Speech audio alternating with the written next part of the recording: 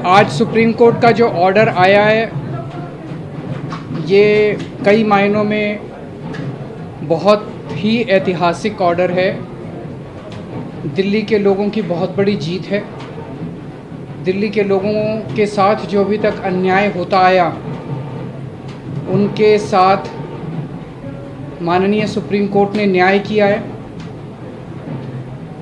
आज से 8 साल पहले 23 मई 2015 को हमारी 14 फरवरी 2015 को सरकार बनी थी। फरवरी, मार्च, अप्रैल, मई 3 महीने के अंदर, सरकार बनने के 3 महीने के अंदर ही जैसी हमारी सरकार बनी 67 सीट आई। 3 महीने के अंदर ही प्रधानमंत्री जी ने एक आदेश पारित करवाया केंद्र सरकार से कि दिल्ली के सर्विसेज के मामले अब दिल्ली की मुख्यमंत्री के पास नहीं रहेंगे, वो एलजी के पास रहेंगे या केंद्र सरकार के पास रहेंगे। इसका क्या मतलब हुआ? इसका मतलब ये हुआ कि दिल्ली सरकार में काम करने वाले जितने भी ऑफिसर हैं, जितने भी कर्मचारी हैं, ऊपर से लेके नीचे तक, आईएएस अफसर से क्लास ए से लेके क्लास 4 कर्मचारी तक, चपरासी तक, सारे कर्मचारियों की ट्रांसफ़र पोस्टिंग, उनकी डिसिप्लिनरी प्रोसीडिंग्स, नई अपॉइंटमेंट, पोस्ट क्रिएट करना, पोस्ट एबॉलिश करना, पक्के करना, ये सारा जो है ये अब दिल्ली की चुनी हुई सरकार के पास नहीं होगा। यानी कि अगर मैं मुख्यमंत्री हूँ, मेरे सामने कोई कर्मचारी रिश्वत ले रहा है, मैं उसे सस्पेंड भी नहीं कर सकता, मैं उसकी ट्रांसफ़र नहीं कर सकता।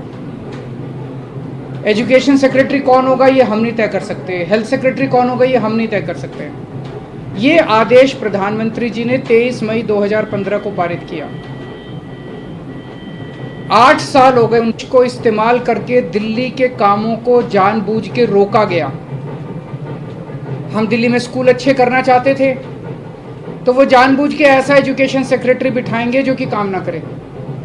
हम अगर मोहल्ला क्लिनिक बनाना चाहते हैं तो जानबूझ के ऐसा हेल्थ सेक्रेटरी बनाया जाएगा जो कि काम ना करे।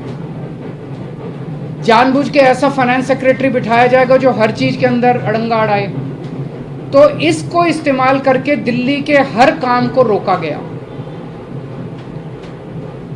एक तरह से मेरे दोनों हाथ बांध दिए गए पीछे और मुझे नदी में फेंक दिया गया कि अब तैरो।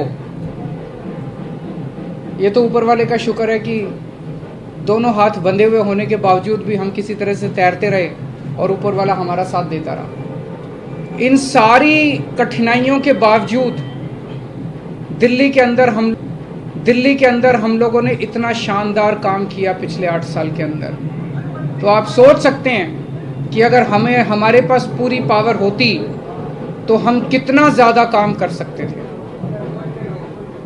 आज हम सुप्रीम कोर्ट के जस्टिस चंद्रचूड़ के जो और 4 जजेस हैं उस बेंच में, संविधान पीठ में, उन सब के तहे दिल से शुक्रिया अदा करते हैं कि उन्होंने हमारे साथ न्याय किया।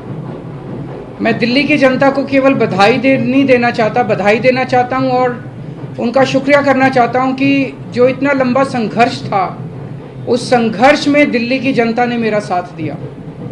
दिल्ली की जनता के साथ के बिना मैं कुछ नहीं कर सकता था। आज जो ये इतनी बड़ी जीत हुई है ये उन्हीं के आशीर्वाद, दिल्ली की जनता के आशीर्वाद और उनके साथ का, उनके सहयोग का नतीजा है। अब हमें एक बहुत बड़ा मौका मिला है। दिल्ली का काम जो है अब ये 10 गुना स्पीड से होगा। आज के आदेश के बाद बहुत बड़े बड़े काम होंगे अब दिल्ली के अंदर जो सोच भी नहीं सकते। सबसे इम्पोर्टेंट है हमें एक ऐसा प्रशासन देना है दिल्ली के लोगों को जो कि रेस्पॉन्सिव हो, जो कि जनता की ज़रूरतों के प्रति सिंपैथेटिक हो, कंपैशनेट हो। तो अगले कुछ दिनों के अंदर आप देखेंगे बहुत बड़ा प्रशासनिक फेरबदल होगा। कई सारे ऑफिसर्स को, कर्मचारियों को ट्रांसफ़र किया जाएगा इस आधार पे कि उन्होंने अभी तक कैसा काम किया। कुछ ऐसे ऑफिसर्स हैं, कुछ ऐसे कर्मचारी हैं जिन्होंने पिछले कुछ महीनों में, 1 डेढ़ साल में दिल्ली की जनता के काम रोके।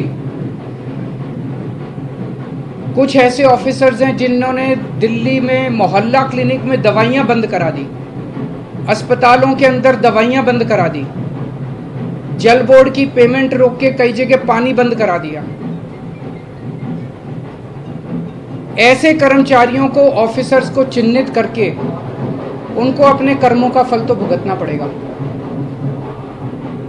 लेकिन बहुत सारे ऐसे कर्मचारी और ऑफिसर्स हैं जो बहुत घुटन महसूस कर रहे थे, ईमानदार लोग हैं, काम करना चाहते हैं। उन सारे कर्मचारियों को, उन सारे ऑफिसर्स को मौका मिलेगा काम करने का। उन सबको जो डेडवुड है, जो करप्ट हैं, जो इनएफिशिएंट हैं, उनको अच्छी पोस्टों से हटा के साइड किया जाएगा, और जो अच्छे हैं, एफिशिएंट हैं, ईमानदार हैं, रेस्पॉन्सिव हैं, कंपैशनेट हैं, उन लोगों को, उन सारे अधिकारियों को और कर्मचारियों को मौका दिया जाएगा कि वो दिल्ली की जनता की सेवा कर सकें। सारे प्रशासनिक सिस्टम को भी दुरुस्त किया जाएगा। ये सारा सिस्टम भी सड़ा गला सिस्टम है। ऐसा सिस्टम बनाया जाएगा जो जनता के प्रति जवाबदेह हो और जनता के लिए रिस्पॉन्सिव हो, जनता की ज़रूरतों के प्रति रिस्पॉन्सिव हो। तो व्यवस्था के अंदर जितनी कमियां हैं, इन सारी कमियों को दूर किया जाएगा। तो पूरे सिस्टम को और ऑफिसर्स को और कर्मचारियों को जनता के प्रति जवाबदेह बनाया जाएगा और जनता के लिए रिस्पॉन्सिव बनाया जाएगा। एक लीन एंड थिन गवर्नमेंट तैयार की जाएगी। Lean, thin, responsive, compassionate and accountable government.